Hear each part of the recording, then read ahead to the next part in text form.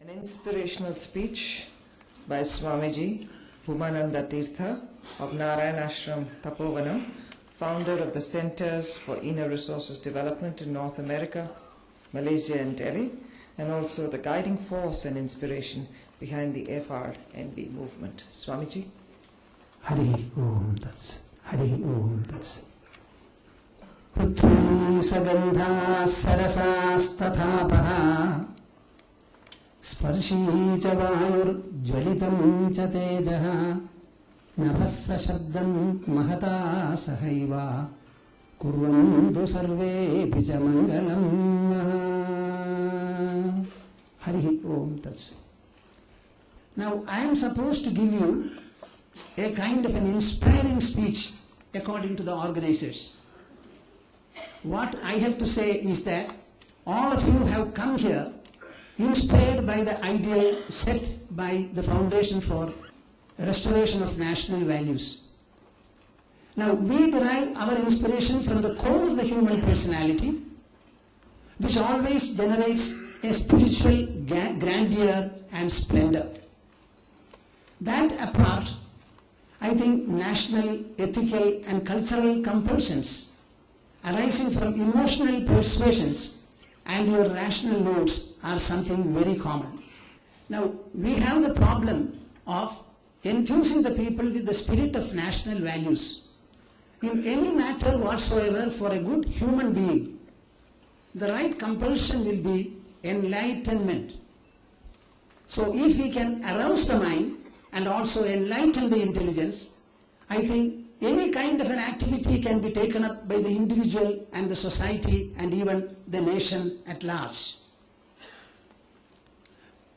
So far as FRNV is concerned, we would like to place before you a threefold compulsion and persuasion.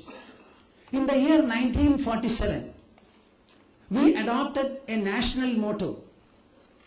It is more a pronouncement than any kind of an exhortation.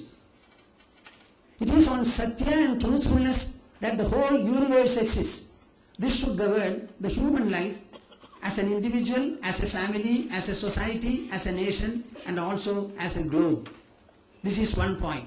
We also adopted a tricolor national flag. All the three colors, along with the wheel, have their respective messages for every national of this country. We have explained it in the literature given to all of you, so I am not going to explain it here. Then the third point is that our constitution has enjoined a set of fundamental duties. A fundamental duty is a duty, a constitutional obligation for every citizen in this country. In that, one particular duty tells us that to value and preserve the rich heritage of our composite culture. You know, so far as values are concerned, the value degeneration and decline have been widely talked about everywhere. But what about resolving the crisis with a practical formula or a practical approach? It is in this context that FRNV has anything if at all to do, and we seek the cooperation of all of you. We are regarded and esteemed by the entire world for the economic growth that we are registering. Our minds and intellects are not mortgaged at all. If there are 500 and odd people in the parliament, there are many millions in the country, some of whom can think for the society and for the nation. Not in a spirit or a mode of confrontation, but on the other hand, in a spirit and mode of fraternity, just like parents go to the children where they are inadequate to fulfill an objective, we the electors as parents of the parliament, parents of the executive, we have to rush to the scene and help and strengthen them. I know only the language of fraternity, a kind of brotherhood, extreme fondness, concern and togetherness. We have anti-corruption laws which were first of all instituted in the year 1963, and 45 years have passed. We have got enforcement machinery also. In spite of these things, in the World Corruption Free Index, very recently, India has fallen from the 72nd position to the 85th position. FRNV, after its own inner introspection, is putting forward 3 basic propositions. One proposition is a National Value Restoration Council. This National Value Restoration Council will be responsible for the whole restoration task that we are having ahead. But this Value Restoration Council should be an autonomous sovereign body consisting of maximum 50% government representatives and 50% members from the civic society. 1. In order to help them to work as an intelligence and an eye of this National Value Restoration Council, we propose an ethical surveillance corps consisting of nationally selected beautiful souls whose minds will not swing for money, power, position or influence. Our country is not bad. A number of people are getting born in this wonderful land. So we should make a national selection with a clear resolution that they will always work for this purpose. Sufficient recognition should be given to them. Any kind of a value restoration movement must have an inculcational path, an inculcational aspect and also an enforcemental path. Now I speak about the inculcational one. We must have a national educational syllabus. 60 years have passed after independence and we have not been able to look at the educational system of the country and bring about a national cohesive approach. Now there are values which are eternal, changeless by nature. Contemporary values also are there. Let the contemporary values be updated, moderated, changed, transformed in any manner that the state governments and the others decide or choose, subject to the supervision of the central government. But eternal values of the land cannot change at all. And whatever values we are speaking about are completely devoid of religion. There should be no reference to God or religion at all. Our country has got enough national values which bear only upon the human mind and the human intelligence. A value cannot stand by itself unless it relates itself to the mind and the intelligence. This is what we propose. I exhort all of you to reach this message to the entire nooks and corners of the country.